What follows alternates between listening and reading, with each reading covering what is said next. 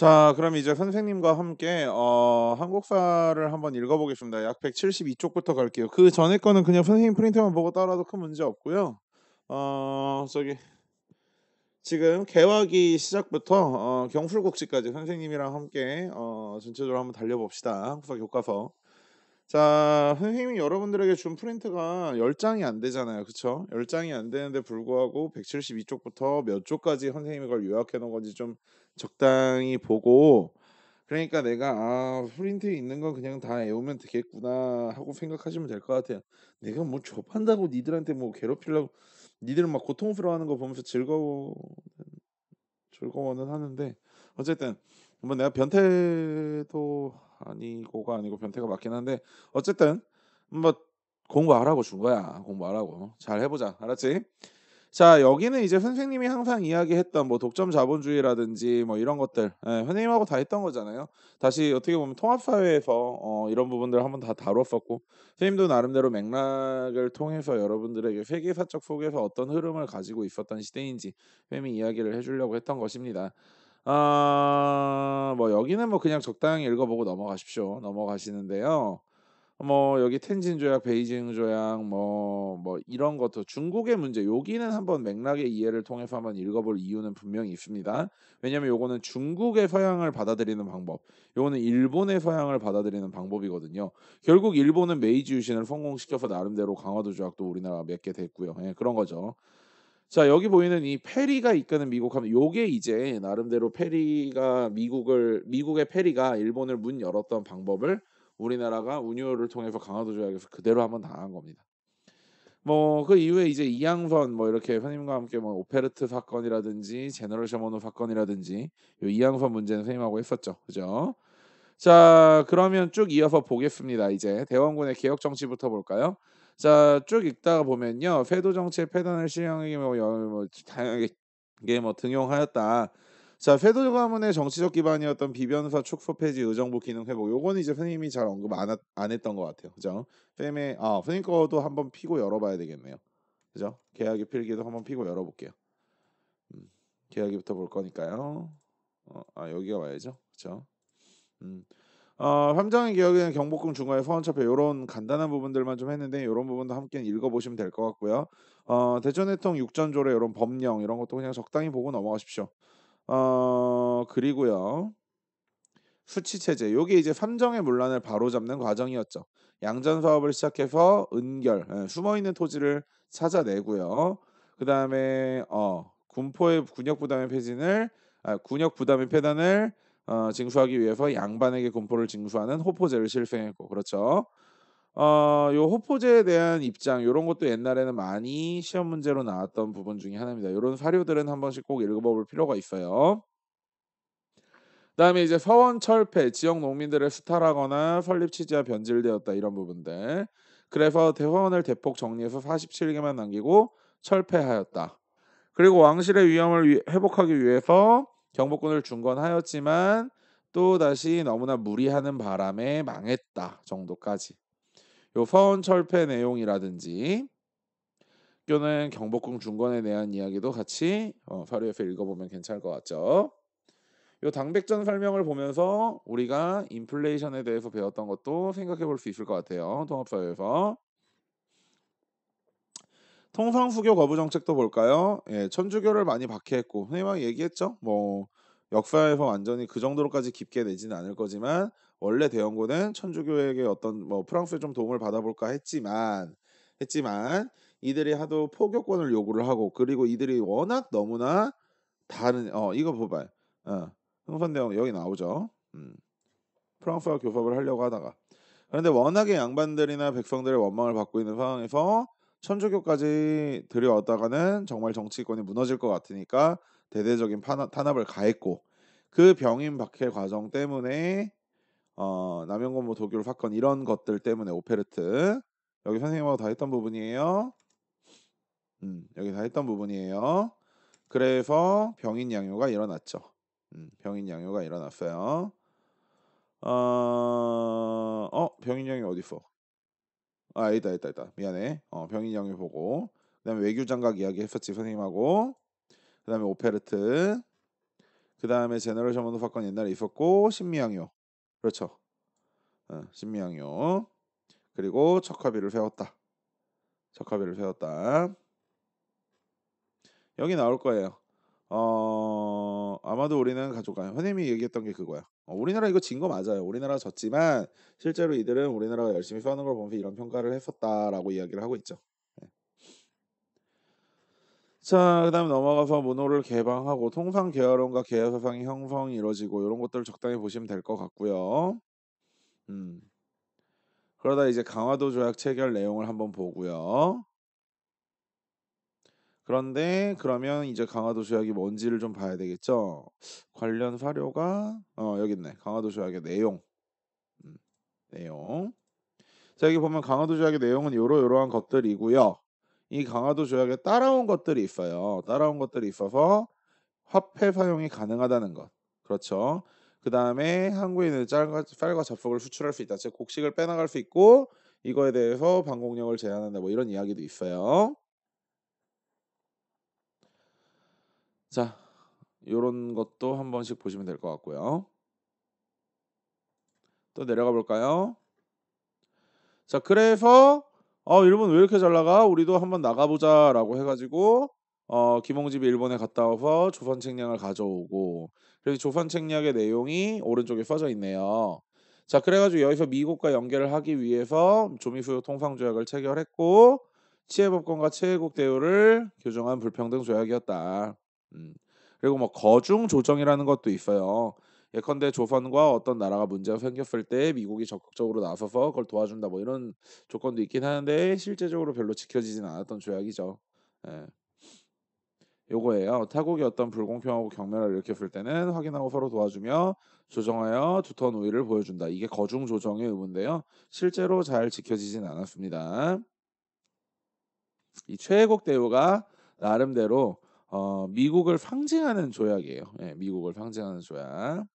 자, 그래서 개화 정책을 추진하고요. 여러 가지를 보는데 요새는 이 정도 통리기만 이런 건 진짜 너무 어려워 잘 안 나오고요. 군제 개혁하고 별기군 창설 정도면 될 것 같습니다. 예, 군제 개혁과 별기군 창설. 그리고 영선사로 청해 유학생. 아까 우리 김홍집이 갔다 온 건 뭐였죠? 수신사였죠. 여기 수신사. 청해 간 건 영선사. 요 정도는 기억해 두셔도 괜찮을 것 같아요. 요 정도는. 자, 그런데 그게 아니다라고 해서 위정척사 운동도 일어났었고요. 그래서 70년대 자 봐봐. 이항로와 기정진 등이 수용상수호교부 정책을 지지했다. 그쵸? 맨 처음 때 60년대 얘기예요.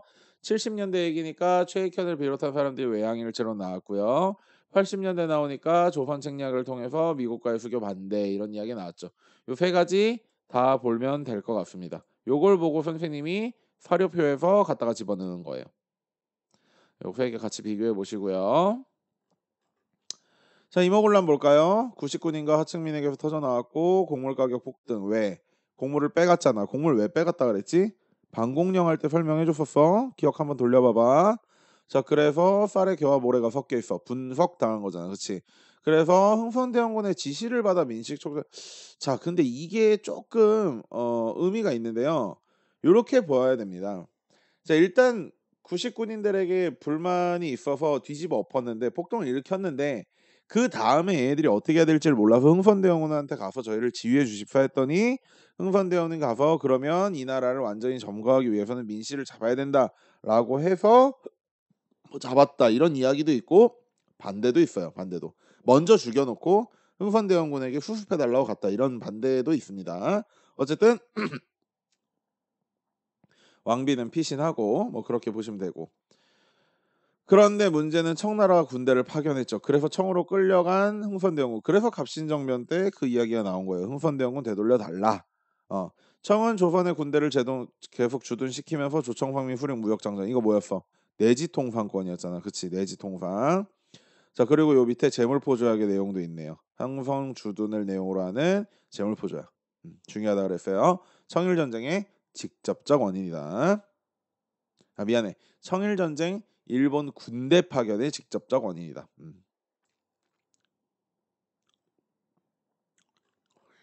자, 밑에 내려가서 갑신정변 볼까요? 계하파가 분파되었어. 온건계하파와 급진계하파로 분파되었어요. 그래서 갑신정변이 이어났습니다. 우정총국이 설치되고 그날 뒤집어 엎었어. 그치? 개설 축하의 정변. 그래서 이 개혁안 뭘까요? 지조법 개혁. 흥선대원군 돌아오게 하고 인민평등 선임하고 다 사료에 세본 거죠. 하지만 실패했고 청문회 개입으로 실패했고 일본으로 망명하였다. 그 이후에 한 게 이제 한성조약 뭐 이런 건데요. 음, 일본과는 공사금 시급비와 배상금지와 한성조약 체결하였고 이 과정에서 청과 일본은 텐진조약을 체결해서 장차 조선의 군대를 파병할 때는 서로 알릴 것을 약속했다. 그런데 요 서술이 옳지 않은 그러니까 어색한 서술이라는 거죠. 그렇죠? 청일 전쟁이 일어나는 배경은 텐진 조약이 아니야. 오히려 제물포 조약이라고 해야 돼요. 우리나라가 청나라에 요청한 건 맞아요. 그런데 청나라가 요청을 해서 일본에게 이 텐진 조약 때문에 통보했잖아. 자, 우리 조선이 요청을 했으니까 간다라고 통보했다고.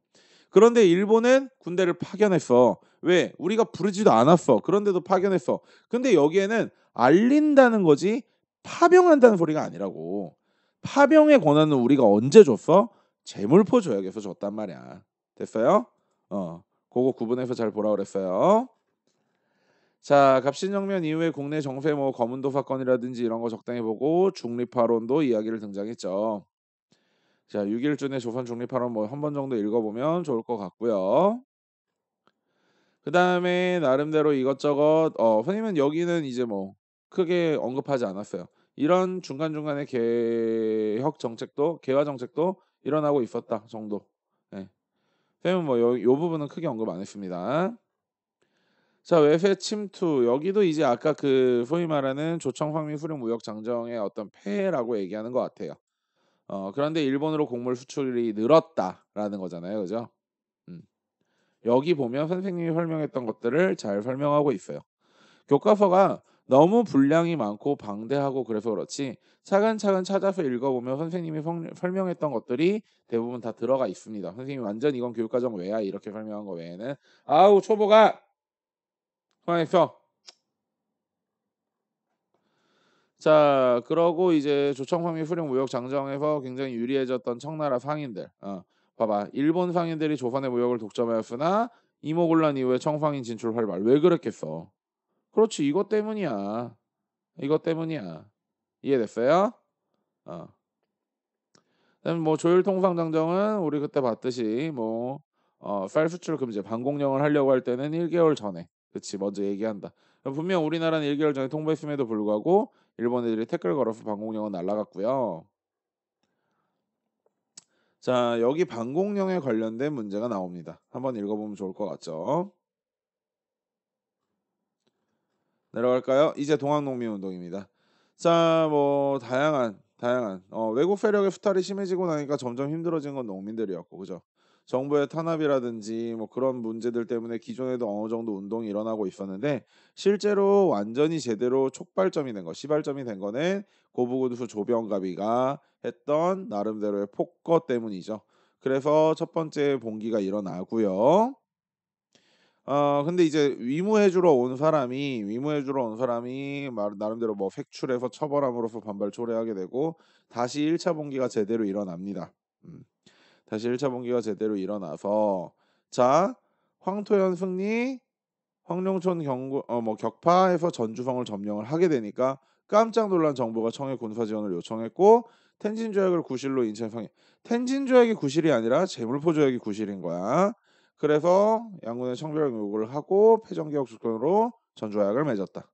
어, 패전개혁은 적당히 보시면 될 것 같고 여기 중요한 건 뭐 이 정도 환곡이라든지 탐관오립하면 전세는 적당히 원래 걷던 대로 걷자 뭐 이런 것들. 어. 또 이거 말고 또 뭐 있었다 그랬지? 과부의 제거 허용 이런 것도 있었고요. 음. 자, 또 뭐 있을까? 2차 봉기 갈까요? 음. 2차 봉기는 근데 우리나라가 어떻게 됐다 그랬어? 우금치에서 미안해. 졸려서. 우금치에서 제대로 박살났다고. 여기도 한번 읽어보시고 뭐 의 적당히 읽어보시고요. 갑오 개혁 볼까요? 여기 1차 개혁, 2차 개혁, 홍범 14조의 내용이에요. 갑오 2차 개혁 때 발표했던 홍범 14조의 개혁. 그다음에 을미사변 나왔었고 삼국간섭으로 통해서 야오동반도 반환했고 그쵸? 어.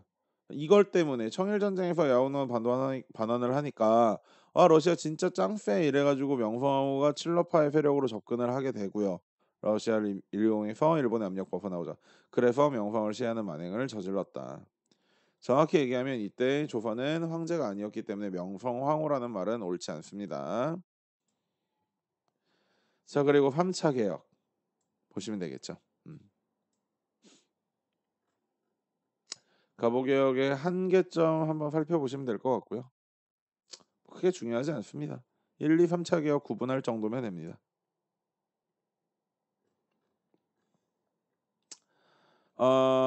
우리나라가 저기 뭐야 러시아가 이제 도망가고 나서 러시아로 도망가고 나서 여기 어떻게 이루어져 있을까 뭐 이런 거 보면 되겠죠. 숙박비를 받아갔잖아, 그치? 근데 이놈의 숙박비 받은 걸 가지고 또 최애국 대우 적용시켜달라 해가지고 이곳저곳에서 우리나라의 이권을 빼앗아 갔고요, 이런 것들. 그래서 우리나라는 이권 수호 운동을 위해서 독립협회를 창설했어요. 다 같이 읽어보면 좋겠죠. 그리고 이제 그 독립협회가 계속해서 대한제국의 그 황제님 나오세요 나오세요 이래서 아간파천에서 그만두고 예, 러시아 공사관에서 나와가지고 우리나라를 대한제국으로 예, 세웠어요. 음.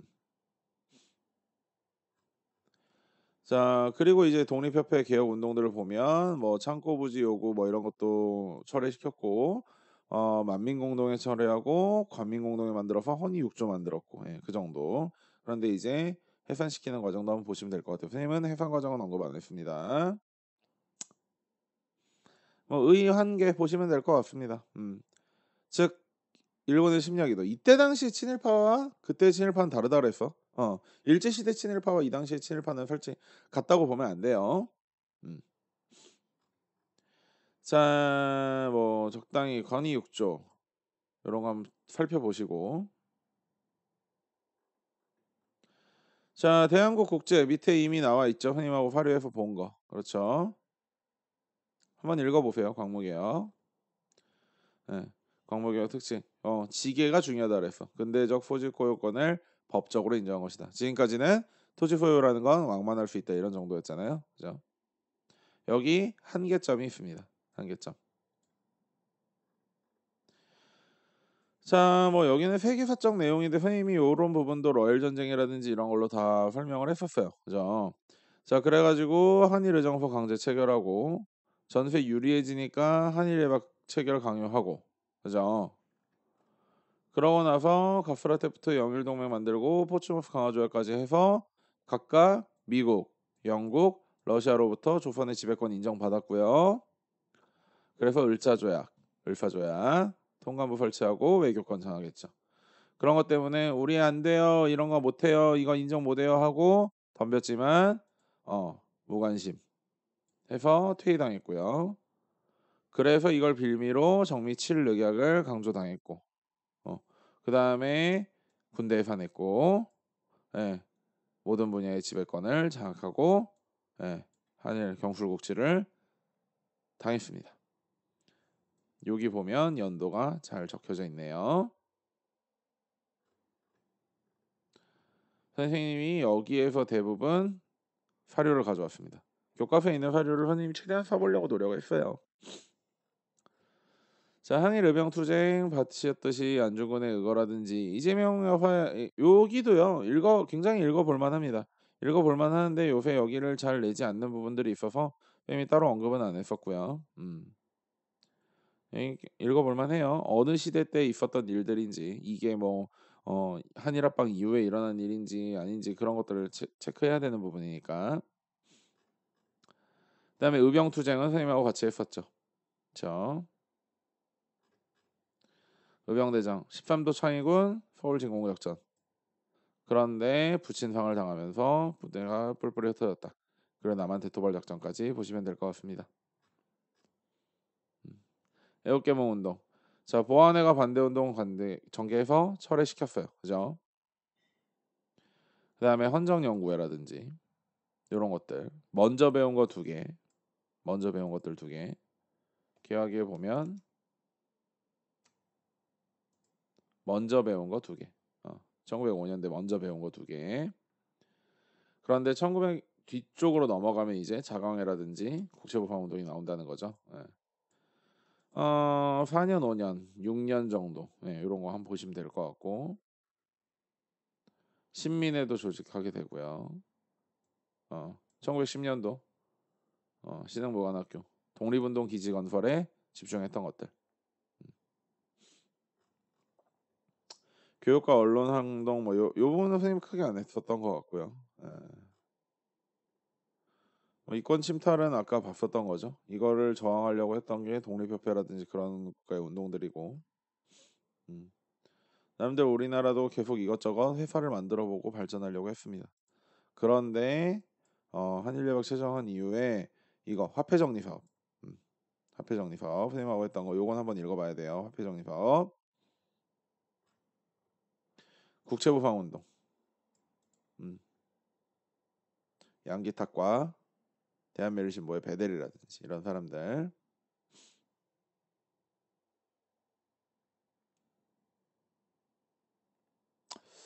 잠깐만요. 서상돈 이야기가 아예 안 나오나? 그러네. 아예 안 나오네. 근데 시작은 대구예요. 대구에서 했거든요. 서상돈이 안 나와? 나오네. 대구의 서상돈. 오케이. 됐네. 네, 체크하시면 될 것 같고요. 독도 간도 문제 여기 한일 의정서 이런 부분 한번 읽어보면 될 것 같습니다. 간도 해박도 회의 내용 설명했어요. 2010년대. 자, 요 부분은 날려 먹었습니다. 요 부분은 거의 날려 먹었다고 봐야 돼요. 한번 적당히 읽어보고 오시면 될 것 같습니다. 요 부분은 진짜 많이 날려 먹었어요. 언론 활동도 뭐 원래 이제 황성신문이라든지 제국신문이라든지 이런 거 많이 봐야 되는데 이제 요새 이 부분 거의 안 내고 있어서 선생님 많이 날려 먹었습니다. 예, 날려 먹었어요. 지금 이렇게 이거 다 날려 먹고도 우리 진도 못 빼가지고 큰일 났었는데 그렇잖아. 신소설 이런 부분들은 최남선 이런 사람들 다 친일파 가지고 안 나올 겁니다. 안 나올 거고요. 어, 뭐 여기도 요 정도 종교는 살짝 얘기했었네요. 천도교로 개칭했다. 예. 그다음에 나중에 뭐 나철 대종교 뭐 이런 것도 세워졌다 뭐 이런 정도. 그 이외에는 그냥 넘기면 될 것 같고요. 자, 일제강점을 잠시만 지금 몇 분 찍었죠? 20분 벌써 20분 됐네. 일단 끊고 한 개 더 올려줄게요. 예, 고생했습니다.